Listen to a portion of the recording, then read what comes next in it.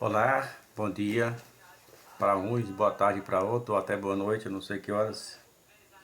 Eu quero deixar um único versículo que se encontra no livro de Atos dos Apóstolos, que na verdade o nome deveria ter sido a Ata dos Apóstolos, que é os acontecimentos que houve entre os apóstolos. No capítulo 15, eu vou ler apenas o 29, porque o 29 é a culminância de todas as decisões do capítulo 15. Pois bem, naquele tempo houve uma discordância, porque vamos dar um exemplo assim, Deus escolhe o homem de acordo com a sua capacidade para aquela função. Pedro não tinha como ser, a não ser se fosse a vida toda de milagre, ser um pregador entre os gentios. Porque Pedro não tinha essa bagagem intelectual, Pedro não tinha esse conhecimento necessário para se dirigir àquelas pessoas, pois falava em outros idiomas.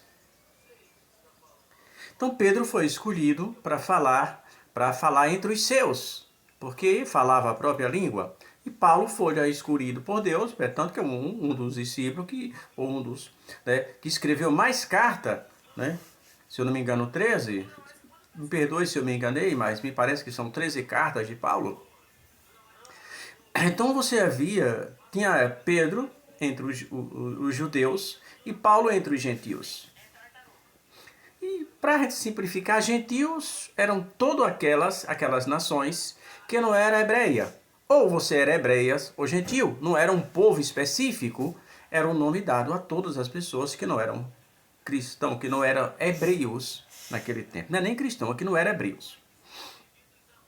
Nessa discordância acerca dos ritmos mosaicos, houve uma certa discrepância entre o que Paulo estava ensinando e o que Pedro estava ensinando. E ficava um pouco difícil, né, para as pessoas entenderem aquilo. Sendo os discípulos do mesmo Jesus, um falava de uma coisa e outro de outra. Só que isso chegou a um ponto da igreja disse, não, para aí, vamos resolver essa questão. Vamos resolver essa questão. Então trouxeram Paulo. Paulo vem até Jerusalém, né, para tentar reunir toda a igreja e chegar a um denominador comum acerca da alimentação, acerca de um monte de coisa. E depois, né, de alguns dias, chegaram-se ao denominador comum. Então, como? Para que não houvesse mais carga demais sobre as pessoas, foram decididos, está no livro de Atos dos Apóstolos, a ata, vou dar o nome de ata, né? Atos dos Apóstolos, a ata número 15, no seu versículo 15, seu versículo 29. Depois de toda aquela reunião, depois de conversar com todos, ouvir a todas as pessoas, chegaram à seguinte conclusão. Aí no versículo, vou anteceder o versículo 28. O versículo 28 diz assim: na verdade, pareceu bem ao Espírito Santo e a nós não vos impor mais encargo algum, senão estas coisas necessárias. Então, o que está no capítulo 28, ou no versículo, perdão, o que está no versículo 28, foi uma decisão do Espírito de Deus, segundo o discípulo, né? E são coisas completamente necessárias. O que é que são necessários? Isto vale para o cristão de hoje. O que é necessário? Que abstenhais das coisas sacrificadas aos ídolos e do sangue, da carne sufocada, da fornicação. Destas coisas vos farei bem se vos guardardes, bem vos var.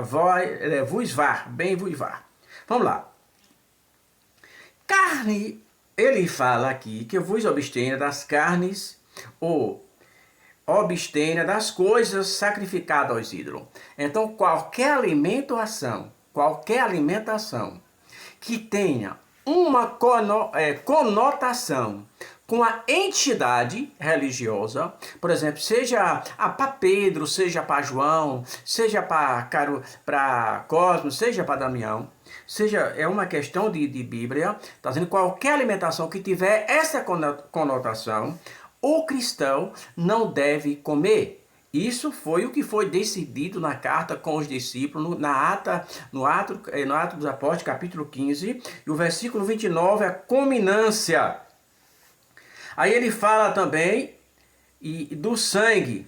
Por que é que um cristão não deve comer, às vezes não come sarapatel na rua? Porque todo sarapatel é feito com sangue, a não ser as pessoas que fazem em casa.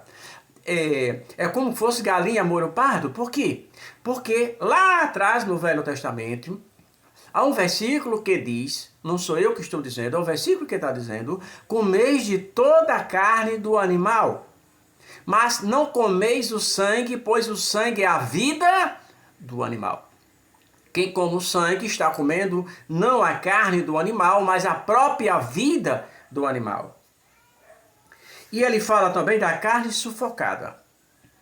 Para que a gente entenda, às vezes o cara vai levar um animal para o açougue, e esse animal sai se batendo, se rasgando, pula do carro, cai aqui, cai acolá, e esse animal chega todo roxo naquele lugar. O que é que ocorre?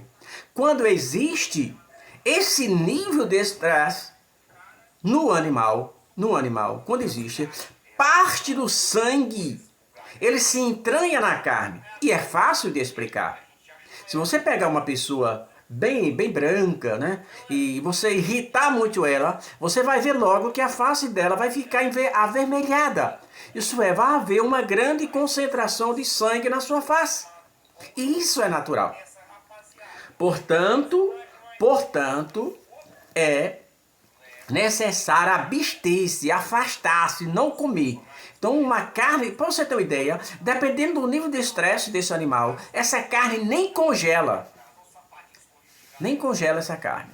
Então a Bíblia diz, vou ler o versículo novamente, Atos dos Apóstolos, capítulo 15. Mas meu irmão, a Bíblia diz que o que contamina o homem é o que sai, ou é o que entra, e não é o que sai. Não é verdade isso. Isso vale para algumas coisas, mas aqui há questões específicas.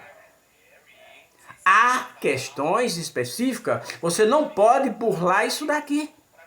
E aqui está dizendo que vos abstenhais das carnes sacrificadas aos ídolos, do sangue e da carne sufocada, e da fornicação.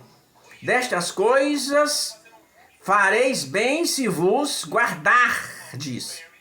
Bem vos vá. Então não é eu que estou dizendo, é a Bíblia. Não coma nenhum tipo, você que é cristão, não come nenhum tipo de comida que tenha qualquer conotação com alguma entidade religiosa. Nenhuma. Porque se você come uma comida que tem essa conotação, você está pecando diante de Deus. E quem é que está dizendo isso? A Bíblia é Sagrada, no livro do Atos dos Apóstolos, no capítulo 15, o versículo 29. Bom dia!